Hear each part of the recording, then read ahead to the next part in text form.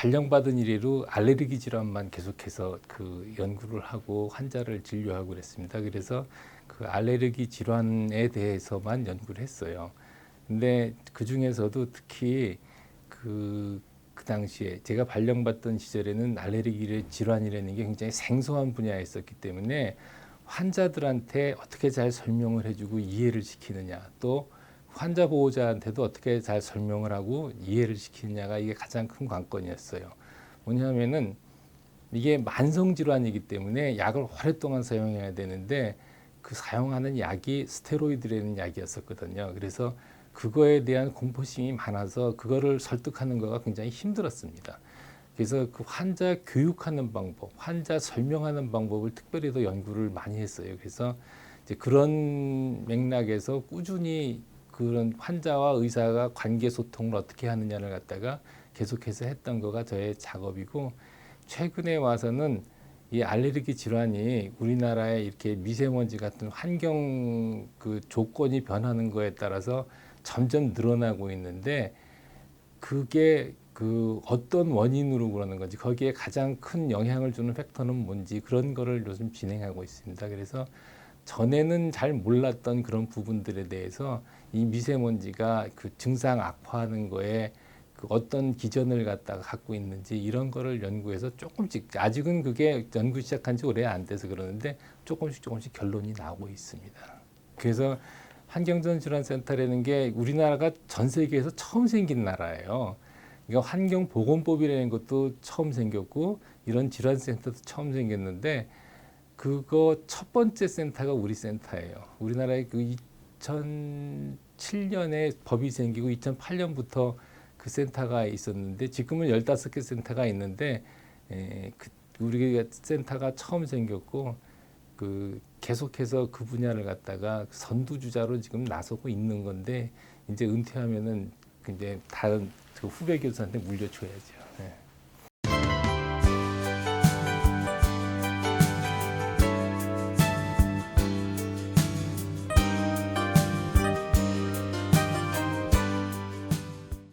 저는 사실은 그 저희 아버님도 고려대학교 교수셨어요. 그래서 그 대학은 고려대학교만 있는 줄 알았던. 그리고 중고등학교는 중앙중고등학교를 나왔기 때문에 계속 중학교 이후에 다 이렇게 고려중앙학원에서만 있었던 거예요. 직업까지 계속 있어서.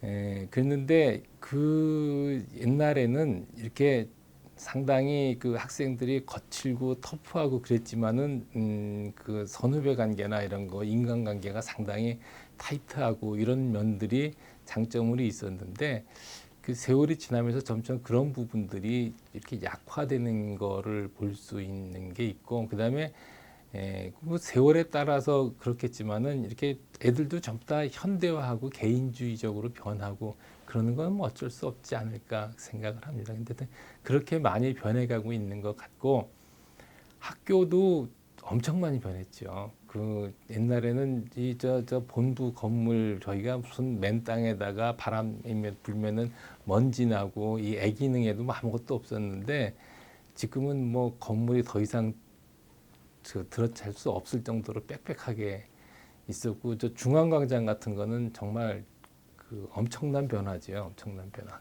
그러니까 그렇게 많이 변하고 시대에 따라서 변하고 그러는데, 그게 저희가 이 좁아서 더 발전하는데 많은 저 지장이 있지 않을까 하는 그런 생각도 조금씩은 하고 있습니다.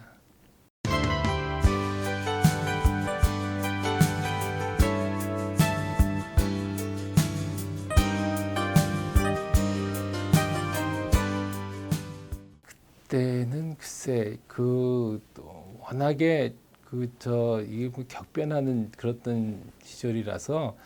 근데 하여튼 글쎄 저희 그 예과 때 처음에 들어오니까, 이게 의과대학은 근데 뭐 정치적인 이런 거에 잘 쓸리지 않고 그러는데, 저희가 들어왔던 그 해에 그 학생회장이 정세균, 그 저 지난번 그 국회의장 했던 정세균 씨가 학생회장을 했는데, 그 의과대학도 와서 이렇게 막 그렇게 했었어요. 그래서 그 의과대학생들도 뭐 이렇게 그 저 뭐 그 데모에 많이 나가고 그랬었는데,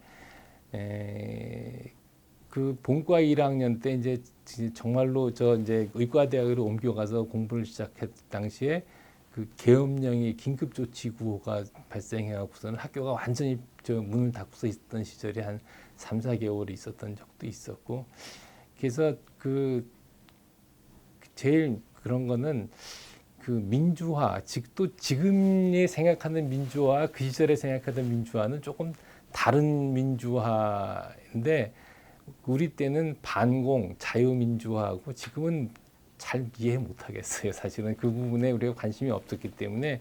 근데 하여튼 지금과는 상당히 다른 형태의 민주화를 추구했던 것 같고, 뭐 근데 의사라는 그 직업이 그렇게 사회에 많은 관심을 갖고 있으면 이 직업에 매진하기 힘든 부분들이 있어서 사실은 1980년대에는 무슨 일이 일어났는지 잘 몰라요. 깜짝 놀래요. 1980년대 이렇게 우리가 그 사회에서 일어났던 일을 보면은 그 시절에 레지던트하고 그 초년 그 임상 교수하고 그러면서 사회랑 완전히 격리되어 있는 채로 공부만 하던 시절이라서 그때 그 학생 운동이 굉장히 심했는데 어떤 때 보면은 이게 무슨 소리를 하는 건지 그리고 그 깜깜한 그런 부분이 단절돼 있던 부분들이 있더라고요. 제가 언젠가 소설을 읽다가 그 신경숙 씨의 무슨 저 전화벨이 울리는 뭐 어떤 그런 내용이 있었는데, 야, 이 시절이 80년대인데 이런 일이 있었구나. 나는 그때 뭐 했나 그런 생각이 들기도 하더라고. 근데 사실은 가만히 생각해 보면은 우리 변명인지 모르지만은 이렇게 전문직에 종사하는 사람은 그 세상 모르게 전문직에 한 사람도 필요하다는 생각을 하긴 하는데, 가끔 보면은 너무 그 무심히 지나갔다는 생각도 합니다. 사실은 우리 그 레지던트 1년차 때 광주 사태가 났던 거예요. 광주 사태가 나서 저희 동기들은 광주에 투입됐던 그 친구들이 꽤 있어요. 근데 그 친구들은 끝나고 나와서 입을 떼지 않으니까 무슨 소리를 하는지 무슨 일이 있었는지 모르죠. 그러니까 사실은 현장에 직접적으로 있던 그 군의관들인데도 얘기 안 해요. 그러니까 부마 사태에 갔던 친구도 있고 광주 사태에 들어갔던 친구들도 있고 있는데 지금도 얘기 안 해. 그때 자기네들도 그 마음의 트라우마가 꽤 많이 있었던 사람들이 있어서 우리는 그때는 뭐 맨날 당직 쓰고 이랬으니까 그거에 관련이 없었다고 생각을 하고 지냈던 거가 사실은 좀 이제 사회랑 격리돼 있는 문제가 좀 있었던 거죠. 우리 학교 의과대학의 역사라는 게 계속 이름이 바뀌는 역사예요. 그러니까는 경성 여자 그 저 무슨 그 교육 전문 학교에다가 그 다음에는 뭐 수도 여의전으로 바뀌었다가 서울 여의전으로 바뀌었다가 우석대학으로 바뀌었다, 고려대학으로 바뀌었다. 그래서 그 바뀌는 게 몇 년 사이로 계속 바뀌는 거예요. 근데 재단도 갖고 이름만 바뀌었는데 결국은 마지막에는 재단이 넘어오고 그러면서 그 학교 운영에 난맥이 있었던 거예요. 그 마지막 부분에. 그래서 그 부분이 그러니까 고려대학으로 들어온 사람과 그 전간에 보이지 않는 그런 알력이 계속 있었던 거가 그 한동안 있었어요. 근데 이제 그때는 교수님들은 다 서울대 출신이고, 그다음에 그 선배들은 전부 이제 우석대 출신이고, 들어온 사람들은 고대 출신이고, 그래서 서로 배경이 다른 사람들이 있으니까 부딪히는 일들이 많았습니다. 사실은. 그래서 근데 의사사회라는 게 그 선후배가 굉장히 엄격하게 있기 때문에 그 뭐라고 말하기는 굉장히 힘들었던 그런 부분들이 많이 있었죠. 심각했던 부분이 있어요, 사실은. 그래서 이제 지금은 우리가 서울대학 출신이나 연세대학 출신 교수님들 모시는 거에 대해서 그게 저항이 없는데, 그 당시에는 서울대학이 거의 장악을 하고 있었기 때문에 또 그런 부딪히는 것도 있었고, 그 다음에는 별 발전이 없이 그냥 이렇게 옛날식으로 계속 저 학교가 운영되는 거에 대한 또 불만도 있었고 그랬었죠. 뭐 개인적으로는 이렇게 이 환경보건센터를 운영을 하면서 이런 그 나의 전공 분야에서 우리가 선두주자가 돼서 나가는 거가 그 좋았었고, 또 그 이제 우리 대학에는 없던 게 알레르기 호흡기라는 요 분야를 갖다가 그 제자들을 한 10명 키워내서 지금은 학회에 중추적인 일을 하는 것들이 그 이제 저의 이제 자부심이기도 하고 그런데 가장 그 인상에 남는 거는 2002년에 제가 의무부총장 선거에 나갔던 적이 있었습니다. 다 미쳤다고 그랬는데 그게 제가 40대 중반 막 넘었을 때예요. 그게 아까 말씀드렸던 그런 그 학교의 그 정체가 그냥 발전이 정체되어 있었던 그런 때예요. 그래서 저희는 고려대학교로 그 이회로 들어온 그 사람들인데 그래도 고려대학교가 뭔가 표방을 해야 되는데 그냥 이렇게 가는 거는 문제가 있다. 그래서 그 이걸 바꾸려면은 우리가 그 나가서 한번 다 바꿔보자. 그래갖고서는 저희 동기들이 한 10명이서 모여서 야, 우리 중에서 누군가가 한번 나가자. 누가 나갈까? 그랬더니 너는 그때가 제가 교학부장을 할 때예요. 넌 그래도 뭔가 보직을 했으니까 네가 나가라. 그래서 이제 할 수 없이 밀려갖고 이제 거기를 나오게 됐는데 그래도 그 젊은 사람들이 호응이 있었어요. 그래도 우리 이렇게 가면 안 된다. 그러니까 제가 항상 얘기하는 건데 1등을 해보겠다는 작정을 하지 않은 놈은 1등을 할 방법이 없다는 거죠. 우리도 뭔가 1등을 해봐야지 어떻게 이렇게 남들 뒤만 쫓아다니느냐. 뭐 그래서 하여튼 100몇십 명 교수가 있을 때 그래도 한 40표쯤 얻어갖고서는 떨어졌어요. 그게. 근데 분위기가 많이 달라졌습니다. 그것 때문에 저 젊은 것들이 정말로 이렇게 치고 올라올 수도 있구나.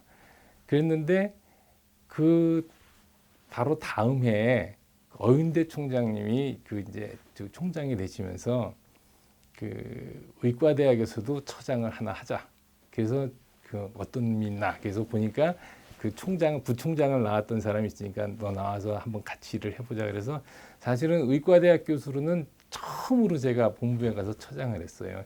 연구처장이랑 산학협단장을 했는데 그 시기가 그 교수들 업적 평가를 막 업그레이드하는 시기였어요.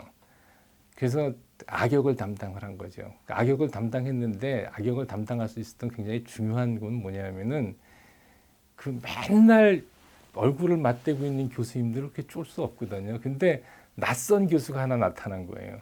근데 이 사람은 이걸 끝내면 다시 병원으로 돌아갈 사람이야. 이 사람들 같이 안 만날 사람이야. 그러니까 너 마음대로 한번 해봐라. 그래서 그게 그렇게 타이트한 그런 계획들이, 근데 그게 막 만든 게 아니라 1년 이상 계속 검토해서 만든 거예요. 1년 이상 검토해서 만들어서 2005년도에 우리 100주년 때 그게 시행되기 시작했는데 그게 시행되면서 전국 대학이 다 고대가 이거 가만히 안 있는다. 그러니까는 막 서로 경쟁적으로 하면서 지금은 좀 과도하게 좀 그렇게 강해지긴 했는데 그래도 우리나라의 그런 그 연구윤리라든지 그 논문의 퀄리티라든지 발전한 계기가 그런 거를 통해서 했다고 생각을 해요. 그래서 저도 우리나라 연구 발전에 일정 부분은 그 참여를 했다고 생각을 하고 그 당시에 그 제일 문제가 뭐였었냐면은 연구비 관리하는 거가 굉장히 쉽지 않았어요. 그랬는데 우리가 그 연구비 관리를 전산에서만 할 수 있게, 그러니까 교수님이 연구비를 받아와도 100원짜리 한 장도 볼 수가 없는 그 시스템을 만든 거예요. 그래서 연구비가 완전히 투명해진 거예요. 카드만 갖고 있고 연구비가 완전히 학교 관리 아래에 들어와서 그게 어떻게 가는지. 그래서 그것 때문에 연구비 사고가 거의 없어졌죠. 요새는 연구비 사고가 잘 나지 않아요. 근데 그 당시에 전에는 그 관리하는 학생이 몇 천만 원 갖고 날르기도 하고 그랬었는데 그게 지금 없어진 거죠. 근데 사실은 이게 너무 타이트하니까 교수님들이 불만이 많아요. 나도 거기 시스템에 들어가 보니까 불만이 생기더라니까.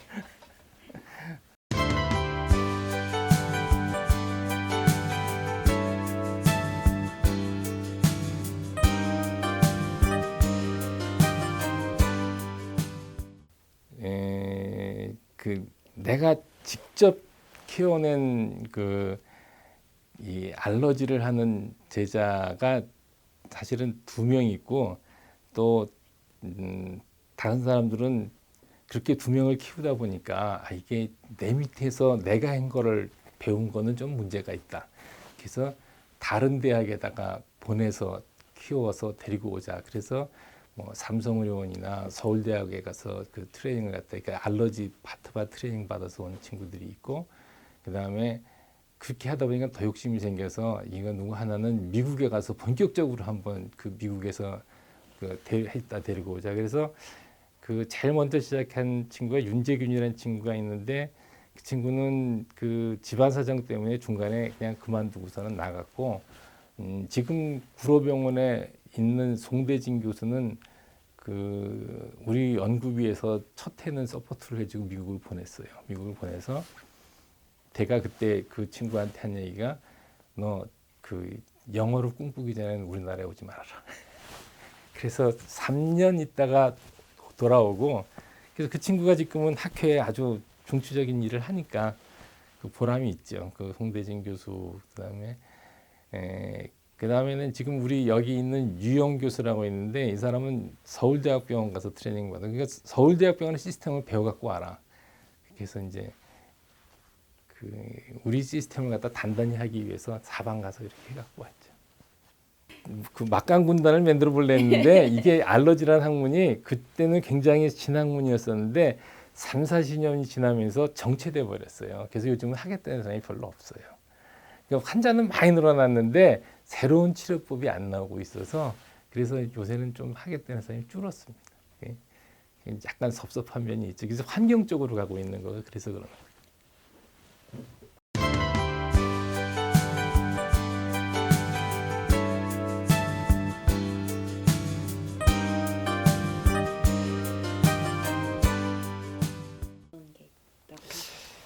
글쎄 이제 그 고대 정신이라고 그러면은 그 뭐 사실은 밖에서 보기에는 터프하고 뭐 이렇게 약간 야성적이고 그런 거가 많이 얘기가 되고 있는데, 선후배 관계 이렇게 잘 따지고, 나는 사실은 별로 좋아하지 않아요, 그걸 갖다가. 근데 하여튼간에 그 계속 있어 보니까 그런 그 미래를 보고 개척하는 정신을 갖고 있는 사람들이 고대에는 많이 있다고, 이제 딴 데는 안 가봐서 잘 모르겠어요.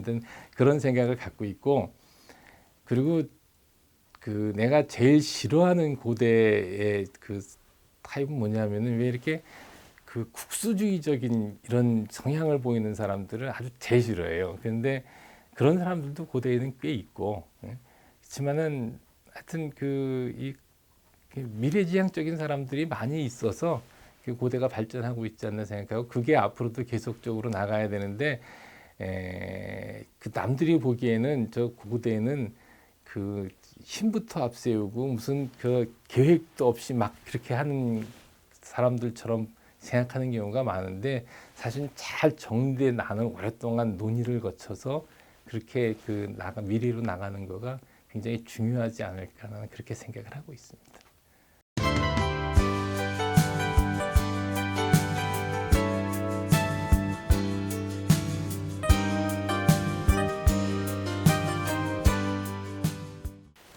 요즘은 다 대학들이 괜찮은 대학들인데, 좋은 대학이죠. 좋은 대학이고, 제 생각에는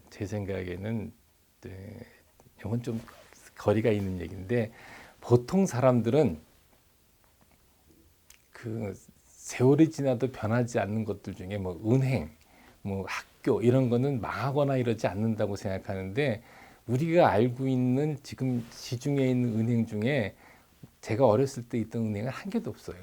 조흥은행 망했죠. 상업은행 망했죠. 제일은행 망했죠. 서울은행 망했죠. 은행도 다 망해요.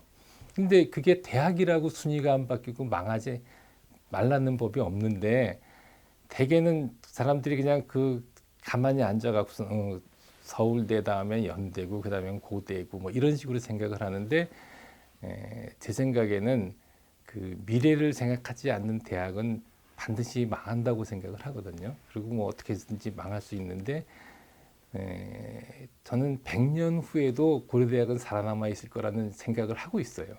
왜 그러냐면은 가끔가다 깜짝 놀란 생각을 할 때가 있어요. 지금 우리 이 학교 뒤에 아무것도 개발 못하는 부지가 있죠. 군대가 있고 그런데 그 십몇 년 전에 그게 아무것도 개발을 할 수 없는 걸 알면서 거기다 땅을 3만 평을 더 사더라고요. 그 카톨릭 재단에 속해 있던 땅을 그래서 저 뒤에 6만 평의 땅이 있어요. 아무것도 못 해요. 아무것도 못 해요. 근데 아니 그걸 왜 사느냐? 엄청 비싼 땅이었었는데 그걸 왜 사냐 했더니 100년 후에도 그게 막혀 있지는 않을 거라는 거죠. 100년쯤 되면 200주년 기념을 거기다 세워야 된다고 그 100년 후를 생각하더라고요. 그래서 처음에는 이 사람들 이상한 사람들이 아닌가 그렇게 생각을 했는데 거기다가 무슨 녹지 병원을 세우자느니 무슨 뭐 그 환경 타워를 세우자느니 계속 얘기가 나오거든요. 그러니까 그 근데 서울 시내에 유일하게 남을 녹지 공간이라고도 지금 얘기를 하니까 그래서 학교를 옮기지 않아도 6만 평의 땅이 더 있다는 거죠.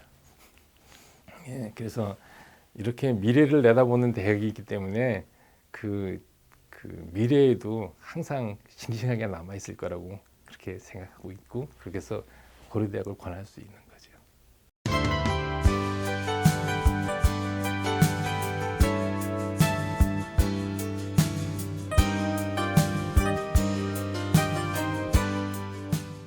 의과대학 교수로 이제 남기고 싶은 말인데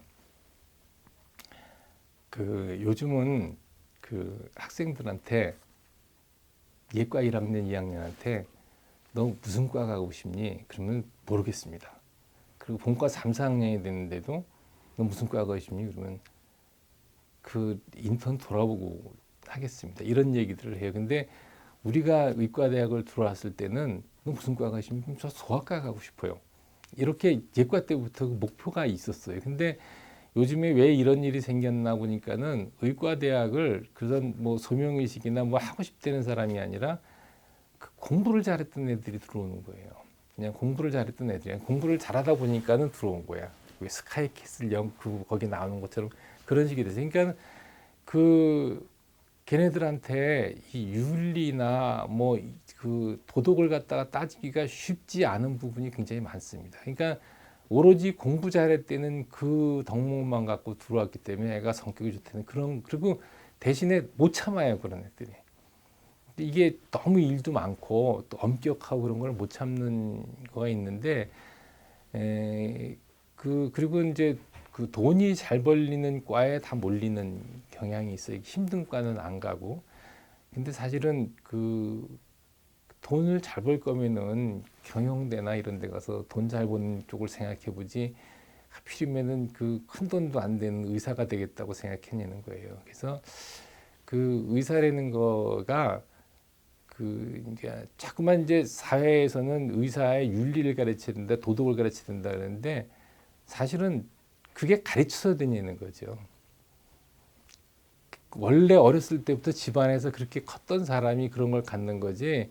지금 그 우리가 하는 거는 제한 사항을 갖다 얘기하는 것뿐이지 진심으로 걔가 그러지 않을 가능성이 있는 거가 지금 우리가 고민이에요. 그래서 이렇게 그 항상 그 마음이 따뜻한 의사 뭐 이런 거를 우리가 그 얘기를 하는데 물론 지식도 굉장히 중요하지만은 환자와 소통하는 사람 그 마음이 따뜻한 사람 이런 거를 우리가 계속 그 가르치고 주입을 시키고 그러기 위해서 이제 자꾸 의학에다 인문학을 하자 그러는데 사람들이 많이 오해하고 있는 게 뭐냐면은 의학은 의학만 가르치기도 너무 그 벅차요. 너무 새로운 게 많이 나와서 그래서 인문학적인 방법을 동원해서 얘네들한테 그런 마인드를 주제는 거지 인문학 공자명자 지금 가르쳐서는 아무 소용도 없는데 자꾸만 그런 거를 요구하는 거가 지금 사회랑 이렇게 괴리가 있는 그 부분이거든요. 그래서 그런 거를 좀 앞으로도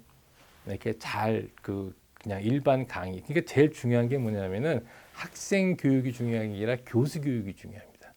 교수한테 인문학 마인드를 줘야지 학생들한테 인문학적인 부분을 넘겨줄 수 있지 않을까 저는 그렇게 생각을 해서 그런 쪽으로 앞으로 많이 좀 우리가 더 개발을 해야지 되지 않을까 생각을 해요. 그래서 지금 이제 그 내가 대학에 들어와서 교실을 2개를 창설을 했어요. 그 하나는 의학교육학 교실을 갖다가 그건 내가 창설은 안 했지만 의학교육학의 토대를 만들어 놨어요. 그다음에는 의인문학 교실인 걸 만들었어요. 그래서 교실만 만든다고 그랬는데 수학과는 그냥 원래 수학과인데도 잠깐 교실을 만들었는데 그 교실들이 이런 맥락에서 만든 거예요. 그러니까 교육해서 그러니까 학생들한테 이렇게 그 마인드를 불어넣어야 되는 거예요. 그러니까 그걸 갖다 교육을 따로 할 수 없지만은 이런 심포지움이나 이런 행사를 할 때 저렇게 포스터를 계속 붙여놓고 있으면은 나중에 의사가 돼서 아 맞아 저게 우리 학교 다닐 때 포스터로 붙어있던 내용이야. 저게 의과대학에서 필요했던 내용이고 의사들한테 필요한 내용이라는 자각이 들면은 자기 스스로 공부할 수 있는 토대를 마련해지는 거죠. 그런 거를 한번 앞으로도 계속 은퇴한 후에도 해보려고 그렇게 생각하고 있는 중입니다.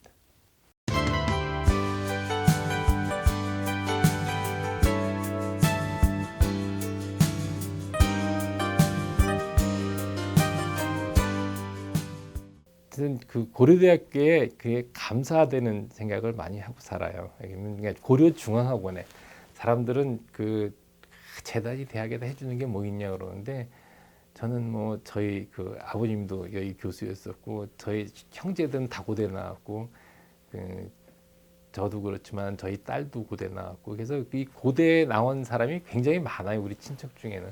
그래서 이 재단의 혜택을 많이 받고 살았다고 생각했기 때문에 요즘은 뭐 대학 재단이 그렇게 큰 돈이 있는 것도 아니고 그러니까 그런데 그래서 그 뭐 재단이 그래도 굉장히 점잖은 재단이 아닌가 생각하거든요. 우리 병원에다 돈 벌려고 쫙대지 않잖아요.